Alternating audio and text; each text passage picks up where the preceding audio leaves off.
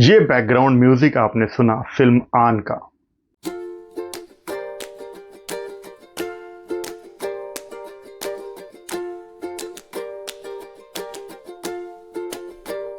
और ये आपने एक फुटेज देखी साल 1952 की, जब फिल्म आन का लंदन में प्रीमियर हुआ था और बड़ी बड़ी हस्तियां आई थी। इसी फिल्म से जुड़ा ये किस्सा है। फिल्म को बनाया था महबूब खान ने, इसका मधुर संगीत दिया था नौशाद ने, गाने लिखे थे शकील बदायूनी ने। बहुत बड़े हिट गाने थे। इन गीतों को अपनी मधुर आवाज़ों से सजाया था मोहम्मद रफ़ी साहब, शमशाद बेगम जी और लता मंगेशकर जी ने। ये एक फैंटेसी फिल्म थी और इस फिल्म में कुछ इसी तरह का संगीत देने की जिम्मेदारी सौंपी गई थी नौशाद साहब को। तब नौशाद ने 100 मैन ऑर्केस्ट्रा अरेंज किया था, जिसमें 100 म्यूजिशियन बजाने वाले थे।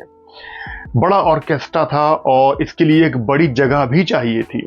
तो ये एक बहुत बड़ी बात होने जा रही थी फिल्म आन के लिए कि 100 मैन ऑर्केस्ट्रा मंगवाया गया है। तब वहाँ पर एक बहुत एक्सपीरियंस रिकॉर्डिस्ट हुआ करते थे, कौशिक साहब। उन्होंने नौशाद से कहा कि इतना बड़ा ऑर्केस्ट्रा आपने मंगवाया है, ये अरेंजमेंट कैसे होगा, और इतनी बड़ी जगह भी नहीं है हमारे पास, तो हम इसको कहाँ पर लगा सकते हैं। तब नौशाद ने कहा कि सब कुछ हो जाएगा, जहाँ पर जिस स्टूडियो में फिल्म की शूटिंग हो रही है वहीं पर हम इसका बैकग्राउंड म्यूजिक तैयार करेंगे। लेकिन तब कौशिक जी ने कहा कि वो तो खुली जगह है, वहां तो बकरों की और पता नहीं किस किस जानवर की आवाजें आ जाएंगी, ये कैसे हो पाएगा। तब नौशाद ने कहा कि कुछ ना कुछ हम करते हैं, और तब उन्होंने बहुत सारे कंबल मंगवाए और काठे के कारपेट मंगवाए। बड़े बड़े कंबल मंगवा कर उनसे एक तंबू बनवाया गया और नीचे कारपेट बिछा दिए गए, और तंबू इतना बड़ा और इतना बेहतरीन बना कि उसमें बाहर का शोर अंदर बहुत ही कम आ रहा था। उसके बाद वहां पर वो 100 मैन ऑर्केस्ट्रा वहां पर लगा, और उसके बाद इस फिल्म का बैकग्राउंड म्यूजिक भी तैयार हुआ और कुछ गीत भी रिकॉर्ड किए गए।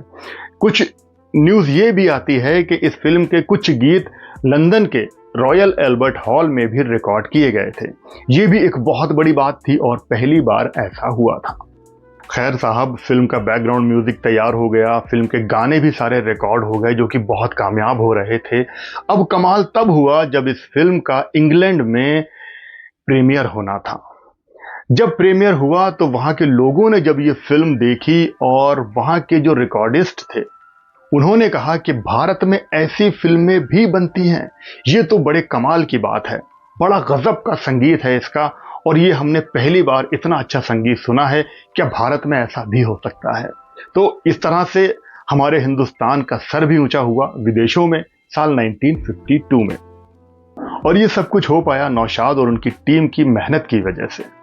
और फिर उस पर इतने अच्छे अच्छे गायक जिन्होंने अपनी मधुर आवाज़ों से इस फिल्म के गाने भी रिकॉर्ड किए। शकील बदायूनी साहब ने गीत भी बहुत अच्छे लिखे थे, जैसे मान मेरा एहसान अरे नादान के मैंने तुझसे किया है प्यार, मोहम्मद रफ़ी साहब ने गाया। मोहब्बत चूमे जिनके हाथ, मोहम्मद रफ़ी और शमशाद बेगम ने गाया।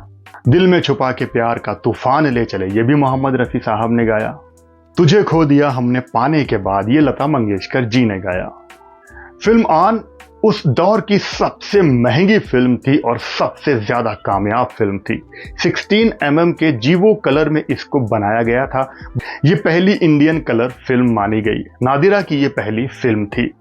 फिल्म की कामयाबी का आलम इसी बात से लगाया जा सकता है कि मुंबई के लिबर्टी सिनेमा के बाहर लोग रात में ही जमा हो जाया करते थे, उनको टिकट नहीं मिलता था और वो वहां फुटपाथ पर रात में सो जाया करते थे और सुबह को जल्दी उठकर ब्लैक में इसके टिकट परचेज किया करते थे और ये फिल्म देखा करते थे। इस किस्से का कुछ पार्ट नौशाद साहब ने अपने एक पुराने इंटरव्यू में भी शेयर किया है। तो ये इन्फॉर्मेशन थी, मुझे आप जरूर बताइएगा ये इन्फॉर्मेशन आपको कैसी लगी।